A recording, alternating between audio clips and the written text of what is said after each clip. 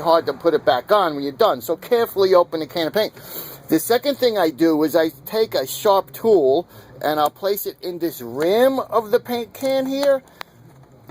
And I'm working with one hand here, so excuse me. And then I'll take like a mallet or something, and I'll tap it, or hammer or mallet, and I'll do like 1, 2, 3, 4. And the reason of that is while you're stirring it, if any paint comes up on the rim, instead of spilling over the side of the can, hopefully it'll go through those holes you just made and go back into the can and keep your rim relatively neat.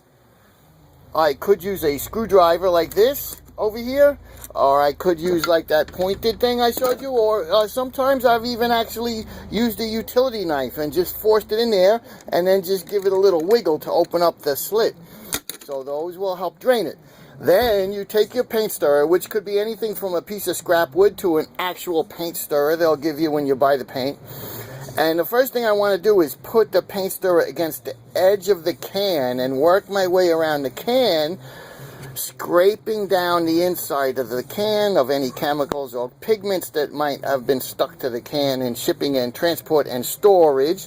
Then I'm going to work across the bottom of the can and make sure I get every square inch of the bottom of the can in the same thing. I'm just like scraping all the stuff loose. Now I'll actually start to stir, and my stirring is actually a motion like this, bringing the stuff up from the bottom and pushing down from the top. So we're not just twisting and keeping everything in its levels, we're actually disturbing the levels, because most of the heavy solids and the pigments will settle to the bottom, and then you'll have your non-volatile evaporates up to the top. So you basically want to incorporate it all together. So I find the best way to stir is a motion like this, and maybe I'll give it 100 to 120 of these, and maybe every 20 or 30 I'll give it a twist around, and another 20 or 30 like this, all the way up, all the way down, all the way, scraping across the bottom of the can, all the different spots in the bottom of the can, and maybe like at the 60 mark I'll go around again and scrape down the sides of the can.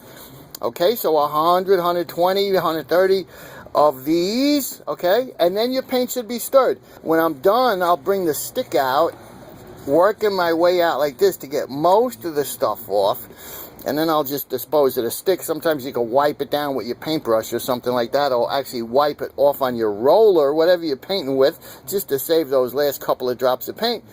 And now at this point, your paint can, it's ready to be used and also ready to be put the lid on, duck, duck, duck, duck, duck, and you can put it back into storage because it's nice and neat and it's ready to go. So, alright, thanks for watching my little video on how to stir a can of paint. It's good for quarts, gallons, liters, whatever you got. Use the comment box below. It helps us, the YouTube users in the future, because they may indeed have a question or comment and they may read yours and it will help them.